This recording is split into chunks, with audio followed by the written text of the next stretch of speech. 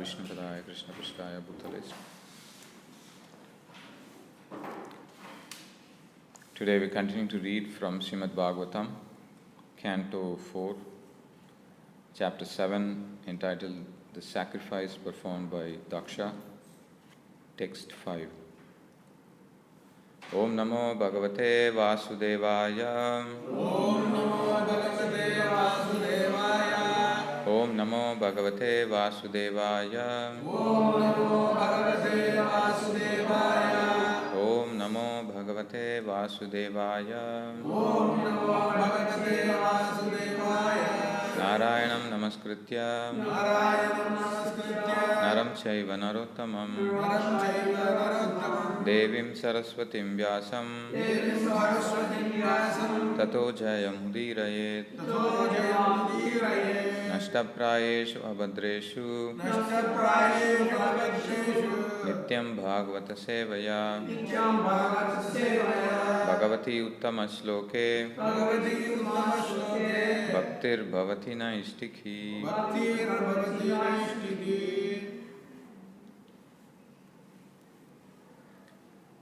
Bahubayam Ashvino Pushno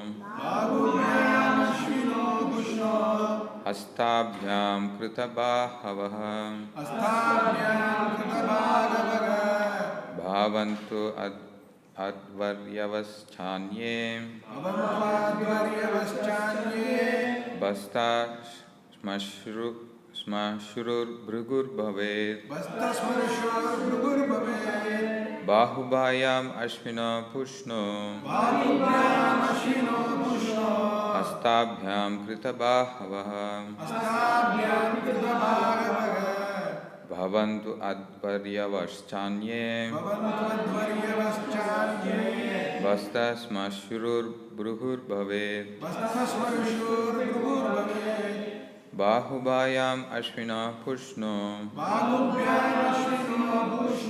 Hastabhyam Kritabahavaha Bhavantu Advaryavaschanye Basta Smashurur Bhrugur Bhavet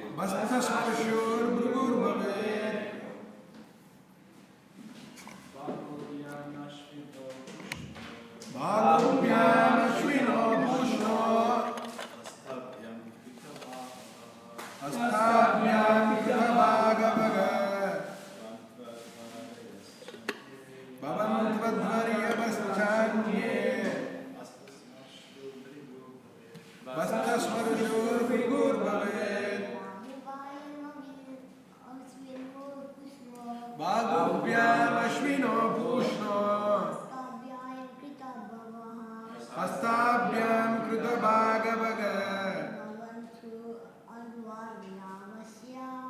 Bhavantavadvaryavaschanye Bastasmarshur Bhrugur Bhavet Bahubyam Ashvino Pushno Hastabhyam Kritabhagavaga Bhavantavadvaryavaschanye Bastasmarshur Bhrugur Bhavet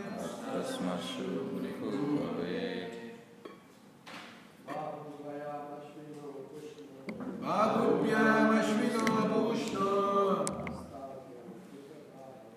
Hastabhyam Kritabhagavaga Bhavantavadvaryavaschanye Bastasmarshur Bhrugur Bhavet. Mataji's. Bahubyam Ashvino Pushno Hastabhyam Kritabhagavaga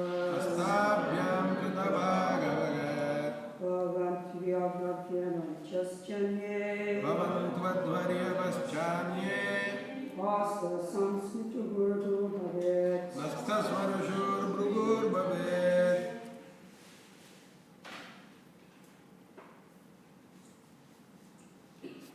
Word to word meaning. Bahubhyam, Bhagubhyam, with 2 arms. with 2 arms. Ashvinoho, Ashvino, of Ashwini Kumara. of Ashwini Kumaras. Kushnaha, Kushnaga, of Pusha. of Pusha. Hastabhyam, Hastabhyam, with 2 hands. with 2 hands. Kritabhahavaha, Krita Bhagavaga, those in need of alms. those in need of alms. Bhavantu, Bhavantu, they will have to. they will have to. Advaryavaha, Advaryavaga, the priests. the priests. Cha, Cha, and Anye, Anye, others. others. Basta Smarshuhu, Vastasmarashugu, the beard of the goat. the beard of the goats. Grihu, Mrigu, Brigu, Mrigu, Bravet, Bhavet, he may have. they may have. Translation and purport by His Divine Grace, Srila Prabhupada. Those who have had arms, he will have the beard from the goat's head. Purport. Bhrigu Muni, a great supporter of Daksha, was awarded the beard of the goat's head, which was substituted for the head of Daksha. It appears from the exchange of Daksha's head that the modern scientific theory that the brain substance is the cause of all intelligent work is not valid. The brain substance of Daksha and that of a goat are different. But Daksha still acted like himself, even though his head was replaced by that of a goat. The conclusion is that it is the particular consciousness of an individual soul which acts. The brain substance is only an instrument which has nothing to do with real intelligence. The real intelligence, mind, and consciousness are part of the particular individual soul. It will be found in the verses ahead that after Daksha's head was replaced by the goat's head, he was as intelligent as he had previously been. He prayed very nicely to satisfy Lord Shiva and Lord Vishnu, which is not possible for a goat to do. Therefore, it is definitely concluded that the brain substance is not the center of intelligence. It is the consciousness of a particular soul that works intelligently. The whole movement of Krishna consciousness is to purify the consciousness. It doesn't matter what kind of brain one has, because if he simply transfers his consciousness from matter to Krishna, his life becomes successful. It is confirmed by the Lord himself in Bhagavad Gita that anyone who takes up Krishna consciousness achieves the highest perfection of life, regardless of whatever abominable condition of life he may have fallen into.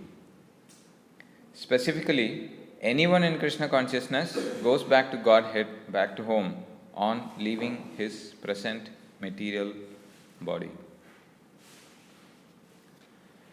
Om Ajnanatimirandasya Jnananjanashalakaya Chakshurunmilitam Yena Tasmai Shri Gurave Namaha Shri Chaitanya Manobishtam Stapitam Yena Bhutale Swayam Rupa Kadamayam Dadati Svapadantikam Vandeham Shri Guru Shri Yuta Padakamalam Shri Gurun Vaishnavamscha Shri Rupam Sagrajatam Sahagana Raghunathanvitam Tam Sajivam Sadvaitam Savadutam Parijana Sahitam Krishna Chaitanya Devam Shri Radha Krishna Padan Sahagana Lalita Shri Vishakhanvitamscha He Krishna Karuna Sindhu Dhinabandho Jagatpate Gopesha Gopika Kanta Radha Kanta Namostute Tapta Kanchana Gaurangi Radhe Vrindavaneshwari Vrishabhanu Sute Devi Pranamami Haripriye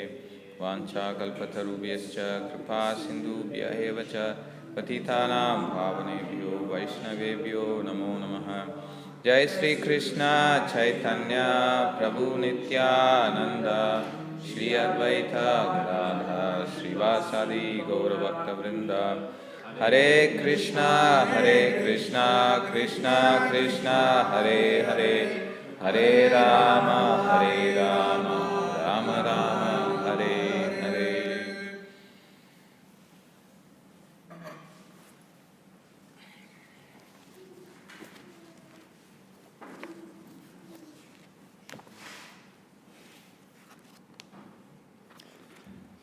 So here we see how Lord Shiva, who's very expert in head transplant, he had already done that for his own son. And that's how Lord Ganesh got his elephant head. And even in that case, we see how the prowess of Lord Ganesh was not decreased. In fact, it increased after having got the head of an elephant. Here again we see Lord Shiva being satisfied with the prayers offered by Lord Brahma. If we observe the prayers of Lord Brahma, simultaneously he was offering prayers and also making a request. He was glorifying Lord Shiva in the mood of a Shaivite, considering him to be the supreme and glorifying him in that way. So whenever prayers or glorifications are offered to Lord Shiva, Prabhupada explains in 8th canto, when the demigods approach Lord Shiva and offer prayers to him for protection, there Prabhupada mentions that whenever prayers are offered to Lord Shiva or glorifications, it is to be understood that the prayers are directed towards Lord Vishnu. Because Lord Shiva acts as a representative of Vishnu, and that is why prayers are getting offered to him. So there is no contradiction in that sense as to why Lord Shiva is being glorified. And in Bhagavad Gita also, Krishna, when he's describing various opulences, he describes how of all the Rudras, I am Lord Shiva. So we understand that prayers when offered to the demigods who are like most powerful in this sense. Lord Shiva is not a demigod, but he has got a category of his own, Shiva Tattva. So we understand that he is acting on behalf of the Lord. So as a part of the prayers, Brahma requested Lord Shiva to restore the bodily parts of the persons who got affected, and one of them is Bhrigu. And then Brahma also wanted that the sacrifice should resume, and ultimately, because sacrifice is for satisfying Vishnu, that shouldn't be stopped. Because as part of glorifying Brahma puts forward, because you have created this Varnashram system, you should not be the cause of destroying it. So you should revive it back again. Even sadhus are compassionate to others, and you are a topmost of all the Vaishnavas. So you must be compassionate, and he put forward his request. So let Daksha get back his life, let Bhaga get back his eyes, let Bhrigu get his moustache back, and let Pusha get his teeth back. These are the requests. Even though Lord Shiva got pacified, he partially agreed to the requests of Lord Brahma, and that's how we see the mood. And Lord Shiva explains why he is doing so. He is not punishing out of envy, but he is there to teach a lesson. Again, we have to understand that this also is doing it on behalf of the Lord. So yesterday's verse where we saw Pusha will have to chew only through the teeth of his disciples. At the same time, Lord Shiva says that those demigods who have agreed to give my share of the sacrifice will recover from all their injuries. And today's verse talks about those who have had their arms cut off will have to work with the arms of Ashwini Kumara. Ashwini Kumara is one of the demigods when the creation is described and where each bodily function is being taken care of by every demigod. Ashwini Kumaras take care of the nostrils. But I don't know why their arms are being used. I couldn't find any answer for that. And Lord Shiva goes on to say, those who have had their hands cut off will have to work with the hands of Puruṣa. Then the priest will have to work in that manner. And then finally, for Bhrigu, he'll have to get the beard of the goat's head. The same goat's head which is going to be put on Daksha's body.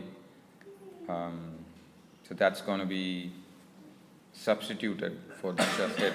So Lord Shiva's desire is that Bhrigu he get the beard of a goat's head. Having seen the background leading to this event, Prabhupada, in this particular purport, in his usual style of cracking his whip against the scientists, he goes on to explain how brain is not the center of consciousness, whereas it's the soul. From there only the consciousness emanates from. We'll try to read from a few sections of Life Comes from Life, where Prabhupada talks about this particular theme.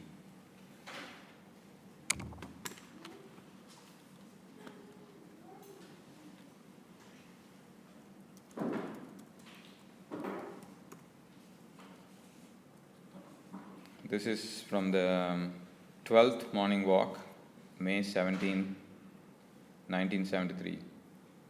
Scientific knowledge comes from Krishna. This is a conversation between Krishna Kanti and Srila Prabhupada. Krishna Kanti. The doctors marvel at the complex nature of human brain. Srila Prabhupada says, yes, but it is not the brain that works the body. It is the spirit soul. Does a computer work by itself? No, a man works it. He pushes the button, then something happens. Otherwise, what is the value of the machine? You can keep the machine for thousands of years, but it will not work until a man comes to push the button. But who is working, the machine or the man? Similarly, the human brain is also a machine, and it is working under the direction of Paramatma, an expansion of God within everyone's heart.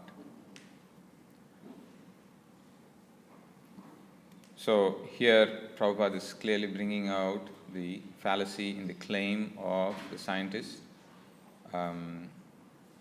who have this idea where the consciousness is emanating from the brain. And I was doing a bit of research on this. I was looking at His Grace Chaitanya Charan Prabhu's website, and based on that, a little bit more research on this. Interestingly, the scientists also have come across instances where they have had the brain scan of people who are highly intelligent. And shockingly enough, the brain substance was very, very less. And these people who have had their brain scan done, they are not like ordinary people. They have done their master's degree and they're having the normal family and they are doing well in their profession. So,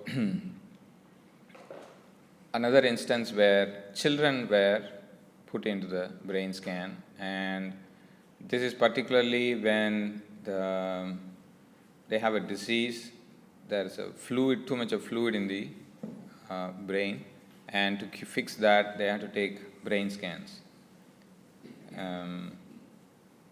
Here is the excerpt from the article.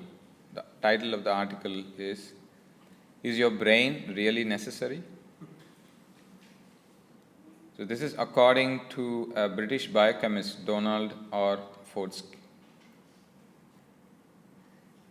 So he is discussing about a disease called hydrocephalus. which in simple terms is water in the brain. So some people suffer from this condition where they have to go get treated, and part of the treatment they go through a brain scan. So they have symptoms of abnormal head size or mood swings and heaviness in the head. So when the scan was done, it is found that the instead of brain being in place, it's predominantly the fluid that was present inside the skull.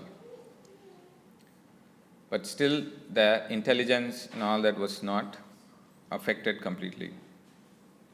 So this biochemist goes on to show the scans of a normal person and that of those who are having this kind of an abnormal brain side by side.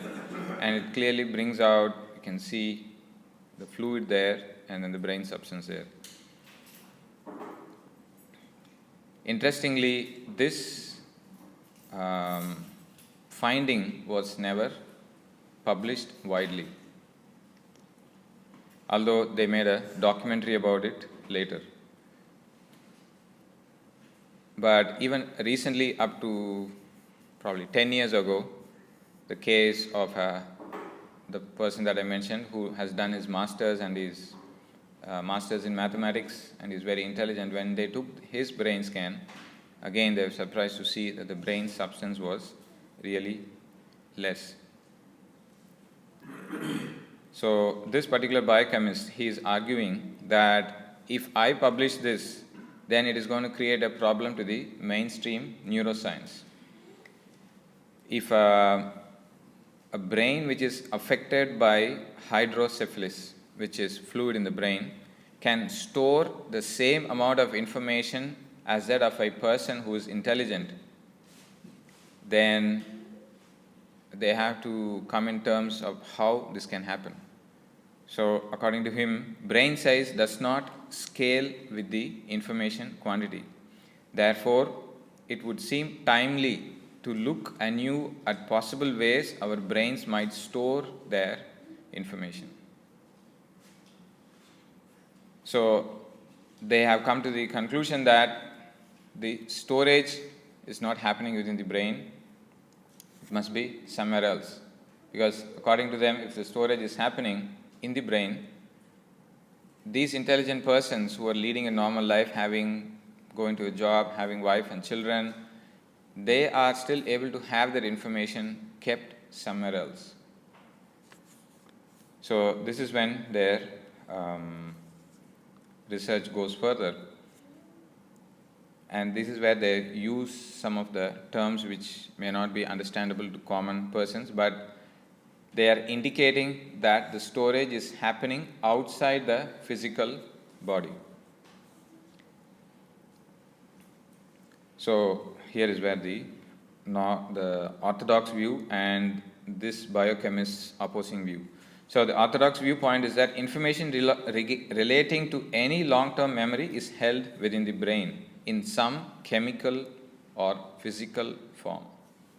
Whereas this biochemist argues, based on his findings, in some extremely minute subatomic form as yet, which is unknown to the biochemist and psychologist, or maybe it is getting stored outside the physical body.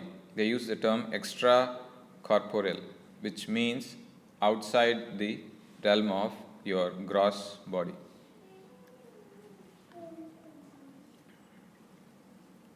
And this is where he is relating it to the latest technology. He is considering maybe it is like a cloud storage, where the recent technology we have, you have a person and then his memory is kept on the cloud, and when needed, you can access it. Basically, they are trying to get at the point where the memory or the intelligence that the person has is not within the physical realm of the body. So according to him, the brain is a receptor or transmitter of some form of electromagnetic wave particle. He doesn't say that it is the originator of that electromagnetic. He is saying the brain is a receptor or transmitter. And then he admits, of course, when speaking of extracorporeal memory, which is memory outside the physical body, we enter into the domain of mind or spirit with corresponding metaphysical implications. So here is where the use of words, but ultimately it is leading to the point where based on the findings of children and then based on the brain scan of highly intelligent people, that this particular storage is happening not within the physical body, it is happening somewhere else outside. It could be in the mind or in the spirit. And that's why they use their fancy term extracorporeal, which means outside the gross body. So psychologists or neuroscientists do not want to publish this information widely because that's going to spoil their business. Because a lot of research is done under the assumption that brain is the center of the consciousness. So then the exercises or pills or medicines or all the therapies that is going to boost your brain so that you can be performing well, that's all going to go down. So this is not widely published. So then if we look at opposing arguments to this particular fact that brain is not the center of the consciousness. So, okay, in that case, then if a person has damage in the brain, then why does he act abnormally?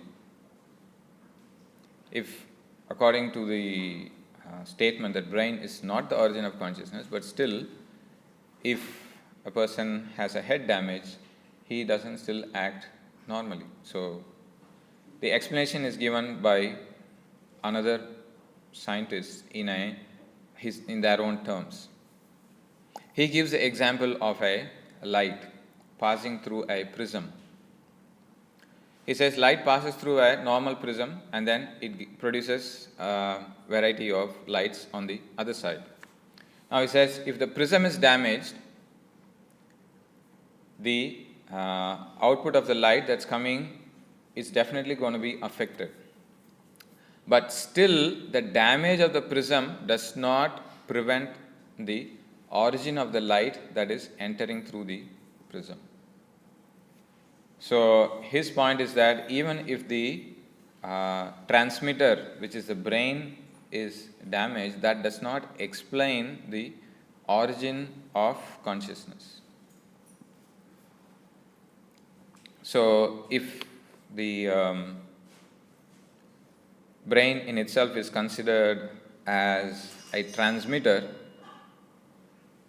then any damage done to that particular hardware part, say for example, if you are considering that as a hardware, then it is obviously going to affect the output, but that does not explain the source of consciousness. And scientists went on to, or these psychologists, they went on to give the example of the hardware, software and that. So, according to them and based on that, Chaitanya Charan Prabhu gives this example of a person who's having a computer and a printer. So, he is giving a command to print and then the printer starts working. And he gives another scenario where someone else outside you, a different user, comes to your machine or your laptop and he issues a print command. Still the printer works. Now they have used this example against an experiment which was done by another neuroscientist. He was doing research for almost 40 years. His experiment goes like this. So he takes a subject and he asks him to move different bodily parts. So he asks the subject to raise the hand. So the subject raises the hand and he asked, "What happened?" So the subject says, "I raised my hand." So the neuroscientist knows that which parts of the brain affect the movement of the arm. So he externally manipulates that part of the brain which makes the hand to move. So in the second instance, the neuroscientist manipulated some parts of the brain to make the hand of the subject go up. This time he asked the subject, "What happened?" Subject said, "I don't know, my arm went up." "Did you raise your arm?" "No, I didn't. Looks like you did it." So again the neuroscientist went back and manipulated the same part of the brain to get the arm down. Then the subject was asked, "What happened?" "I don't know, the arm fell down." "Did you do it?" "No, I didn't. Looks like you were doing something." Now, this is the same principle that said about a person giving a print command in the first instance. In the first instance, when the subject is moving the hand himself, it's like a person using his own computer and a printer and giving a print command. In the second instance, it's like another person coming in and using your laptop and giving the same print command. So this neuroscientist could not come to the point of understanding in the first instance, when the person himself is raising the hand, who is giving that input to the brain so that it can function or it can manipulate it. In the second instance, he was able to manipulate the brain through external electrical signals. But in the first instance, when the person himself raised the hand, who is the one who is making the brain give that particular signal to the hand to raise? And that's where again this same neuroscientist comes to the conclusion after 40 years of such research that this cannot be within the realm of the physical body. So his conclusion points to the same thing as what the previous biochemist pointed out. It is something which is beyond the body, and that particular power is coming from beyond the body, and that's what is pushing it to move. For us, luckily, by the grace of Srila Prabhupada, he has given things in a simple terms. The consciousness comes from the spirit soul, and it is that consciousness which is actually moving or making this inanimate body animate and move and produce different activities. It is all very simple and given to us in a straightforward way, which the scientists have been doing research for many years, and they are coming to the conclusion, and they are using words like extracorporeal, behind the realm of body, in the region of mind or spirit. Even still, they are not able to pinpoint to the particular location, whereas it's clear in the Shastras say consciousness comes from the spirit soul, and that's what animates the entire body. Now that we have come to the conclusion that it is the consciousness that's driving the inanimate material body, let's look at the explanation given in Bhagavatam about how this consciousness acts in different levels. There are different levels in which the consciousness works, and the Supreme Creator, who has this master brain behind all this creation, he explains how consciousness works in different levels. So, again going back to the example of light passing through a prism and then coming out. In this instance, Vedic explanation first gives the background about the three different modes of material nature. Mode of goodness, passion and ignorance. And this is going to affect your consciousness. And accordingly, the consciousness will be directed towards mind and then towards the gross body, and then through that agency it gets extended to the outside world. So to understand it in simple terms, you are sitting here and you're speaking, and then your voice goes up to this particular room, and then if you amplify the sound system, the voice may go to the next room, and then if I amplify further, it may go to the fourth room. So we being spirit soul, our consciousness, if it is in a dreamless state of deep sleep, it doesn't go anywhere. It is as if I'm not speaking anything and nobody is hearing anything. So that's one explanation where consciousness is not fully pervading and it is present within the spirit soul. This happens when a person is in deep sleep. The next is the consciousness going up to the level of mind, but the body is not physically active. This is what is called as active dream state, where you are physically restricted but still the mind is active and consciousness, and that's where we get dreams where things that we wanted to do when we are active and those unfulfilled desires, all that come about and we see different things. We do many things, but physically you're still lying in the bed and you're sleeping. And Prabhupada gives the example of a person seeing a golden mountain.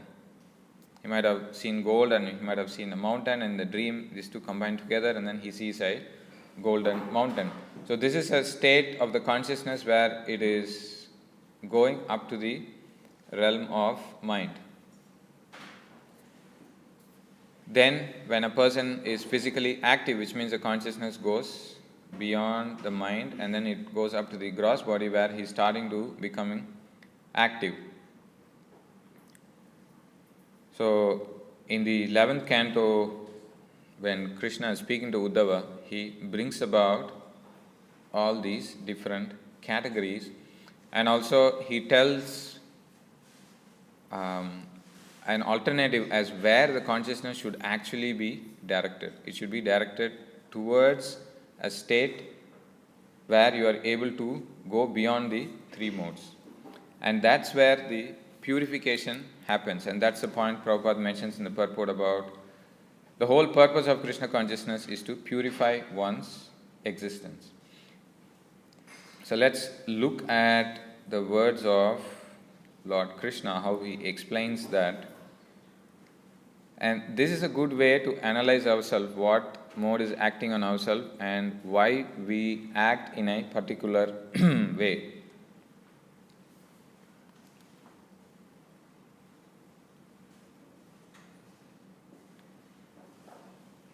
This is 11:25:12. The three modes of material nature, goodness, passion and ignorance, influence a living entity but not me. Manifesting within his mind, they induce the living entity to become attached to material bodies and other created objects. In this way, the living entity is bound up. So as I was mentioning, when the consciousness is directed towards the external world, then we start to scan things that we like, we dislike, and then we start to make plans of how I can enjoy them. Which means the consciousness is fully directed outside and there is no spiritual inquiry or anything happening. So then Krishna goes on to explain, this is how you create your another material body and you are getting attached to those particular bodies that you're creating, And this is called as the Karana Deha, which means that's causing another body for you, causal body, where all the seeds of the desires are being sown. Just as we know there's a gross body, there is a subtle body and the spirit soul, then we also have the causal body in which the plans that you make to execute those desires, all that is stored. Then Krishna goes on to explain the different modes. And this is where we can analyze ourselves. Krishna says, when the mode of goodness, which is luminous, pure and auspicious, predominates over passion and ignorance, a man becomes endowed with happiness, virtue, knowledge and other good qualities. So first is the mode of goodness. If the consciousness is passing through the mode of goodness, say the light passing through a prism, so if it is going through the channel of mode of goodness, this is the result that you get: happiness, virtue, knowledge. Now what happens if the consciousness goes through passion? What's going to happen to me? Krishna explains, when the mode of passion, which causes attachment, separatism and activity, conquers ignorance and goodness, a man begins to work hard to acquire prestige and fortune. Thus, in the mode of passion, he experiences anxiety and struggle.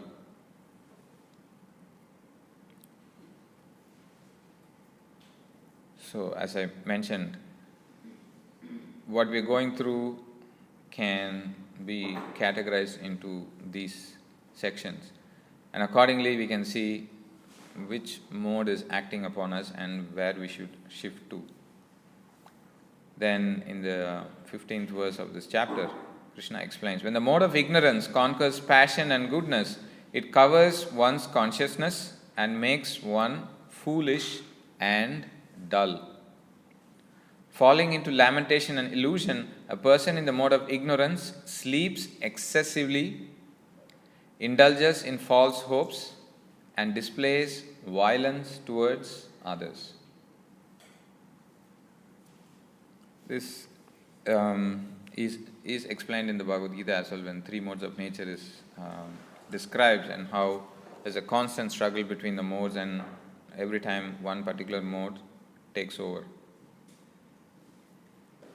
The beauty of Bhakti scriptures is that they not only tell you the problem areas, they also give a wonderful solution as to how to come out of this.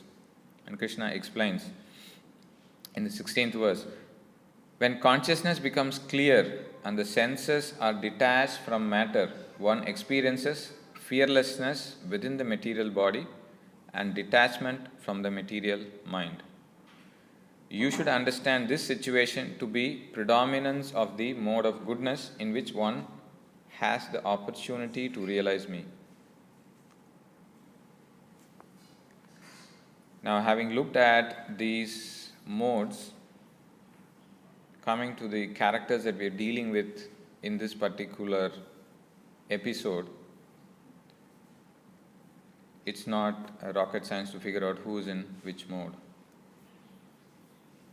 Lord Shiva himself explained what state of consciousness he was in when he did not stand up when Daksha came into the arena. He was in the Suddha Sattva, like Vasudeva Sattvam Visitvam, Vasudeva Shabditam. So he was in that particular consciousness. And based on the symptoms of passion, the person who is attached to, in the mode of passion, what does he do? He develops excessive attachment and he goes on to do separatism and activity. And he experiences anxiety and struggle. And Daksha Prajapati, playing the role of a person in the mode of passion and ignorance, displays this particular symptoms where he is separating, he is having a separatist vision and he is not able to see the exalted position of Lord Shiva. In the arena when Brahma was there and Lord Shiva was present and Daksha enters the arena, everyone else got up and he was expecting that Lord Shiva will also get up. Only if he had taken some moments to analyze why Lord Shiva is behaving in a particular way, and if he is not able to understand it, if he is humble enough, he could have asked Lord Brahma, who is nearby, why he is acting in this particular way. Then Brahma, who gave this entire explanation as to the position of Lord Shiva, how powerful he is, what is he doing, he would have given the same thing to Daksha, and he would have immediately come back to his senses and understood, okay, this is why Lord Shiva is acting in a particular way. So, if we are in situations where we are not able to understand the activities of other Vaishnavas and we get agitated about it, instead of reacting and facing the consequence which is up to the point of losing your head, we can approach another senior Vaishnava and reveal our mind and find out why is he acting in a particular way. We may not be able to comprehend within our own little brain substance that we have. And it is said, Vaishnavera Kriya Mudra Vijnana Bhuja. Even exalted personalities or logicians and others cannot understand the activities of a Vaishnava sometimes. So this helps us to discriminate and use our intelligence. Shastras give detailed, Bhagavatam especially gives detailed explanation of what mind is made up of and what intelligence is made up of. The teachings of Lord Kapila, he clearly says, doubt, misapprehension, correct apprehension, then memory, sleep, these are all part of intelligence.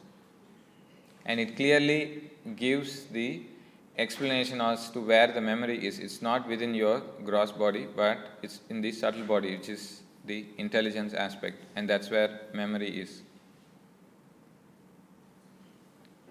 As I was mentioning earlier, based on the point which Prabhupada made in this particular purport about purifying one's consciousness, the process of Bhakti Yoga in itself is directed towards making you detach yourself from the material sense objects, so that the consciousness which is getting directed towards the external world can be taken back and can be directed upwards. There's another state which is called Turiya, which is the highest state where your consciousness is completely directed to the Supreme Person. Because the Acharyas know that a person cannot directly go to the particular level, they have given us Vaidhi Sadhana Bhakti, where you start following certain rules and regulations, where there are certain do's and don'ts. If you analyze from the point of view of how things work in the brain or even psychology, you have the aspect of you think, and then you feel, and then you actually end up doing the activities. So, Bhakti Yoga being a comprehensive process helps in purifying at all levels, whereby a person is asked to strengthen his intelligence by reading Shastras, he is asked to do service, which means you are engaging your intelligence along with the body and the mind in the Lord's service. So that consciousness which is not active and which is in a state of deep sleep and which is misunderstood by the Mayavadis to be the highest form of bliss, that consciousness is now getting directed towards activities in Bhakti Yoga. So what's happening there is the senses are getting purified, and there is enough scope for you to gratify the senses also in a proper way. We are not here to deny the needs of the senses. We are not asked to starve 365 days a year. Some days we obviously have fasting days, and other days we are asked to take the remnants of the Lord. Sevan mukhehi jivado. So, even if you are attached too much to food, which is the lowest level of consciousness, Annamaya, Bhakti Yoga, you can still practice Bhakti Yoga. Take the Charnamrita of the Lord, and especially my Melbourne Mahaprabhu Mandir, we have tasted Charnamrita. So, the point I'm making is, so even in the person in the lowest level of consciousness, who is just thinking about food, he can also start practicing Bhakti Yoga. And then if you are more into philosophical understanding, there are enough books to read, starting from Science of Self-Realization, Bhagavad Gita. And this is where you get understanding of how things work.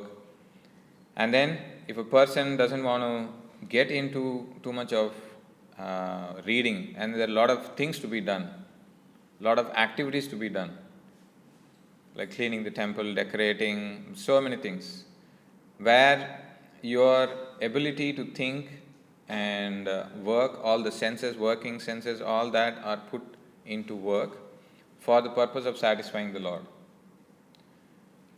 In that way, the persons in different levels of consciousness, everyone can find their room in Bhakti Yoga process and thereby purify themselves. And when we are convinced about the fact that we are getting purified through the process of Bhakti Yoga, then that increases our faith. Then when we are talking to people who are from a different background, from scientific background in this case, we can explain to them how things work in the platform of gross body, subtle body, and then how your consciousness is getting redirected at different levels. And any intelligent person, they will understand how things work in the process of Bhakti Yoga and how you're getting purified out of it. Another recent publication which I was going through is this book, You Are Not Your Brain. Another female author, I forgot her name, she has come up with this book, so you're not your brain, how you can use your mind to heal yourself, your brain, and other parts of the body. So the title itself says, which we have heard many times, you're not the body, and she is saying, you're not your brain, and how you can heal yourself. In that particular book, she has talked about the effect of meditation on different parts of the brain. So there she is mentioning how different sections of the brain affect different emotions. And one particular section of the brain is centered about yourself. Anything that happens to me, any experience that I go through, anyone tells something favorable to me or against me, all that is getting stored there. And the other part of the brain is to deal with emotions. And I'm not giving the technical details. So few other sections of the brain deal with memory, then intelligence, all that. According to her, if a person does meditation, it has got a very significant positive impact on all the sides of the brain, where a person can become more alert and active. And she makes this interesting point. You become less self-centered. That part of the brain which talks about me-centeredness gets pacified or gets an effect where it's no longer thinking in terms of self-centeredness. And that portion of the brain which deals with others' emotions, that is becoming more prominent, and you are able to understand the feelings of others, how others think and feel, and you are able to relate to people who were normally hard to deal with before you started meditation. So she gives this wonderful analysis as to how the effect of meditation has a profound positive impact on all the sections of the brain. The reason I am mentioning this, if you're talking to people from that particular background, we can explain things to them in this way and then explain the process of mantra meditation as to how the sound vibration is so powerful that it can go through all the levels of coverings and it can actually enrich the spirit soul. And from there, the consciousness, when it emanates and goes through different layers, as I mentioned, then accordingly you have the control where your consciousness is getting directed to, rather than the senses pulling you in different directions. And this is how we can analyze ourselves when we are in different situations and pull the strings wherever needed to pull us back, and also help others. If others are in difficult situations, we can also help them, we can relate to them, and thereby we can work together in the Bhakti Yoga process and purify ourselves and purify and help others. I'll stop here. Let's see if there are any questions.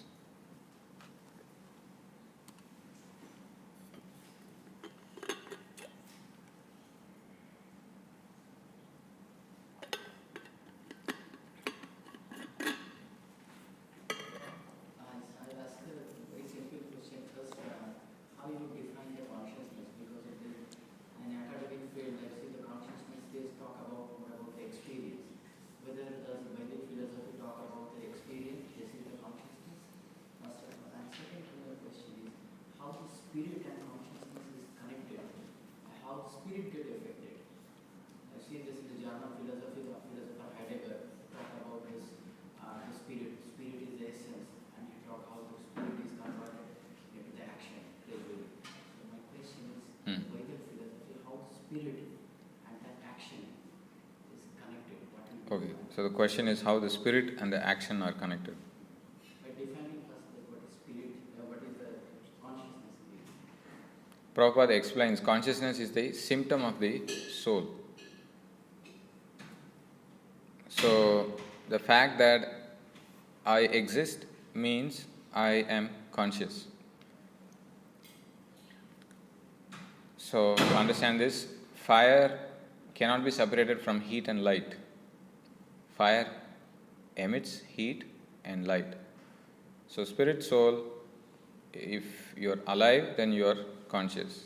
So spirit soul is always conscious.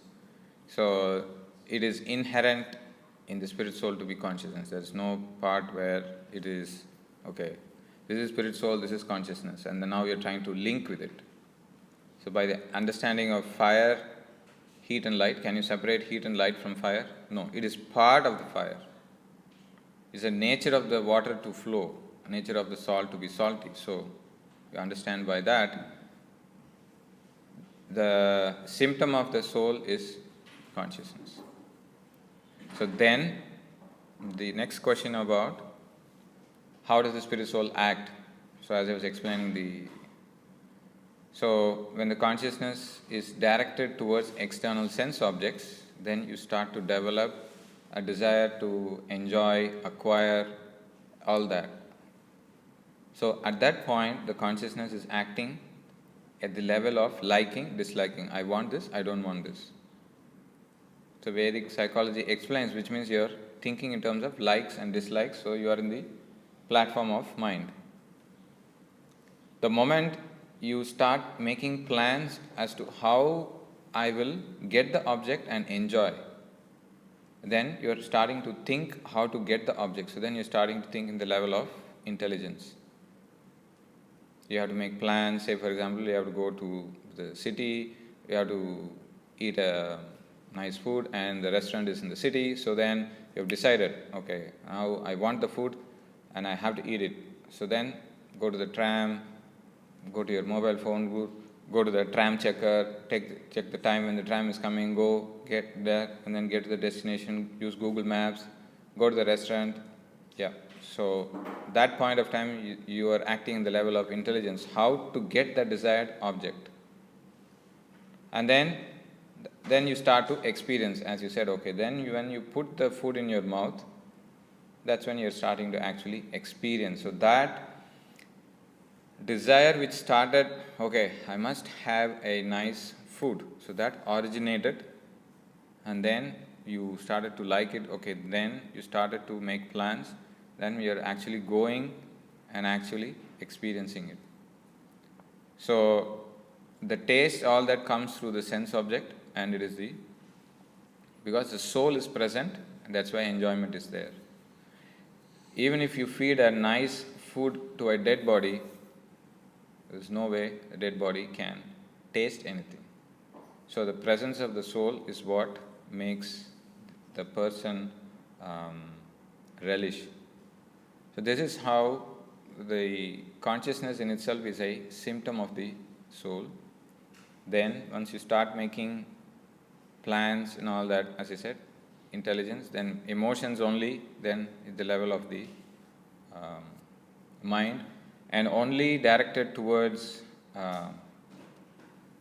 where my food is, where defending, all that level, basic animalistic needs. So then you're at the lowest level, the consciousness hasn't developed. And that's where you see different types of bodies also.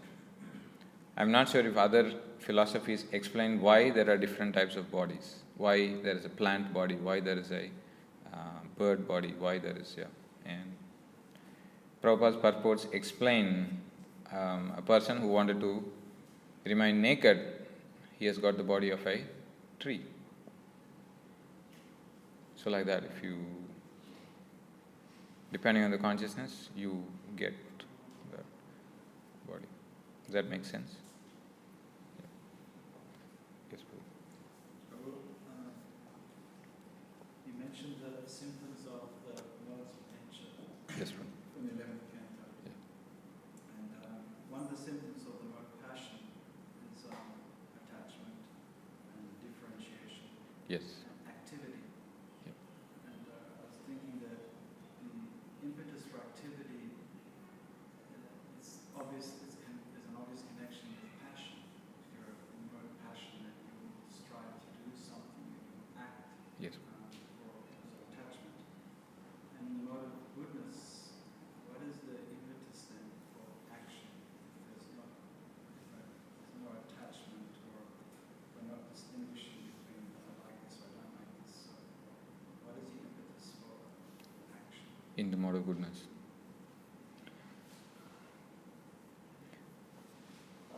Yeah, the question is, in the mode of passion, the word activity is being mentioned, and also attachment. Now, what is the impetus for action for a person in the mode of goodness?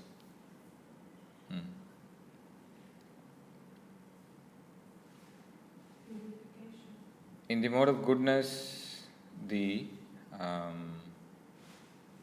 Krishna explains that there is a good opportunity to realize Him.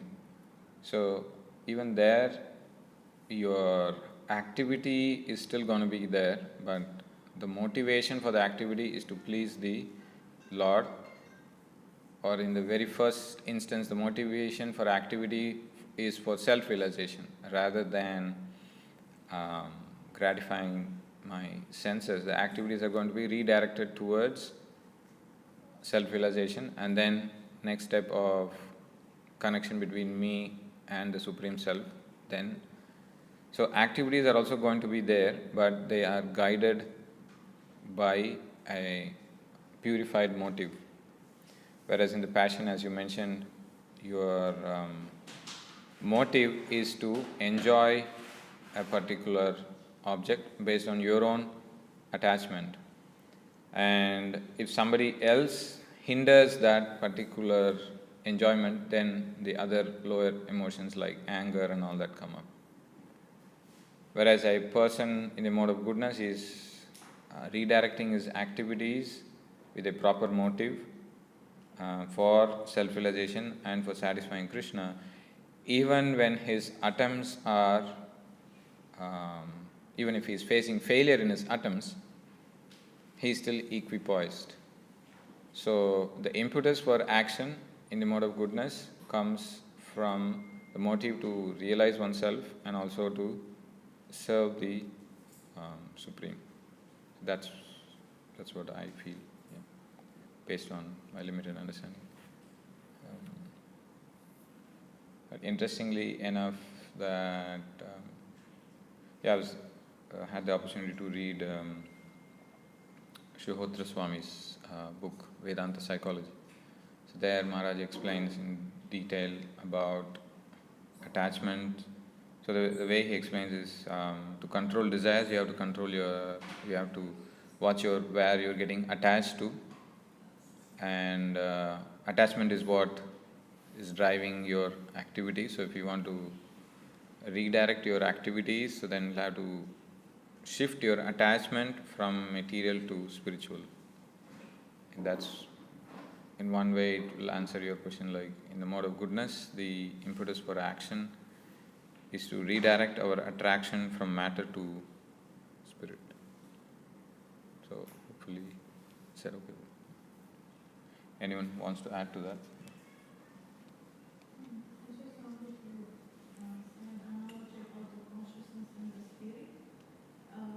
Consciousness means thinking, feeling, and willing. That's the function of it. And it's similar like to computer. Computer works similarly to person. You know, like you have this intelligence. Do you want to store this? Then you have RAM memory, it's short-term memory, long-term memory. It's really made like a human body and material copy of the spiritual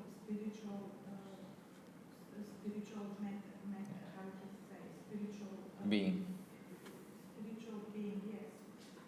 And the real consciousness is when you think not for yourself, also in mode of passion. Mode of passion, your impetus for actions is your to achieve, to gain something. So your thinking, feeling, and willing works, and intelligence works all around you. In mode of goodness, your center may be to do some welfare activities towards others. And if it's purified enough, its impetus is for the other to satisfy the Lord. So act as his instrument. So that's the difference also between consciousness, spiritual consciousness, and material consciousness. Works the same. The computer is made to work on similar principles as the spiritual mind and intelligence. The only difference is centered on us. And the real consciousness is centered on pleasing Krishna and being Krishna's instrument. Probably end here. ग्रंथराज Shrimad Bhagavatam की जय, समवेत भक्तवृंद की जय, श्रील प्रभुपाद की जय.